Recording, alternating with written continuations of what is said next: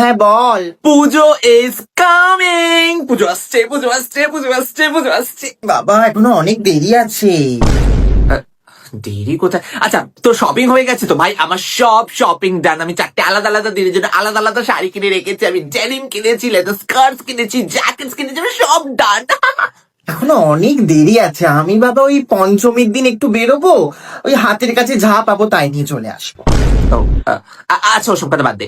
আমরা কোন কোন দিন ঠাকুর দেখতে যাবো সেটা কিন্তু আমাদেরকে এখন থেকেই প্ল্যান করতে হবে। দেখ, আমি ঠিক করে নিয়েছি যে আমরা ষষ্ঠী থেকে বেরোচ্ছি। তো ষষ্ঠীতে তুই কোথায় যাবি বল? সাউথ যাবো না নর্থ যাবো? এই ষষ্ঠীতে আমি কোথাও বেরোতে পারবো না, পুজো শুরু হচ্ছে, আমাকে ঘরদোর পরিষ্কার করতে হবে।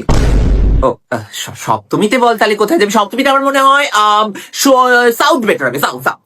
না না না, সপ্তমীতে আমার মাসিরা আসছে, মায়ের হাতে হাতে কাজ করতে হবে। অষ্টমী সকালবেলাটা চল একসাথে বেরোই তাহলে। তুই তো জানিস অষ্টমীতে ওই আমার বিল্ডিং এর নিচে পুজো হয়, টুক করে গিয়ে একটু অঞ্জলি দিয়ে বাড়ি চলে আসবো। রাতটা তো ফাঁকা আছে, রাতে বেলা শাড়ি পরে চল একসাথে বেরোই। রাতে? ও মাই গড, তুই জানিস কলকাতাতে কত ভিড় হয় অষ্টমীর রাতে, আর ওই গরমে প্যাচ প্যাচে আমার দম বন্ধ হয়ে যাবে, আমি ওই দিন বেরোতে পারবো না। তা নবমীতে অন্তত ম্যাডক্সে গিয়ে আড্ডা মারি চল। না না, ম্যাডক্স না, ম্যাডক্সের ক্রাউড আমার একদম পছন্দ না। না। তা দশমী সকালবেলাটা অন্তত সিঁদুরটা একসাথে খেলি, কি বল? এই দেখ, সিঁদুর খেলাটা বুঝতেই পারছি, আমি ইয়াং একটা মেয়ে, সিঁদুর খেলাটা আমার দ্বারা হবে না। আর তুই জানিস আগের বছর আমার এক্স যা করেছিল। তাহলে রাতের বেলাটা অন্তত গিয়ে গঙ্গার ঘাটে গিয়ে বসে থাকি।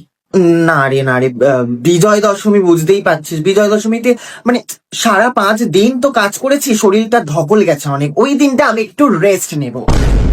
আচ্ছা শোন না, বলছি আমার না ডিপিটা এবার থেকে দেখা যাবে না, আর মেসেজ করলে না একটাই টিক হবে, ঠিক আছে? কিছু মনে করিস না। আচ্ছা ঠিক আছে। মানে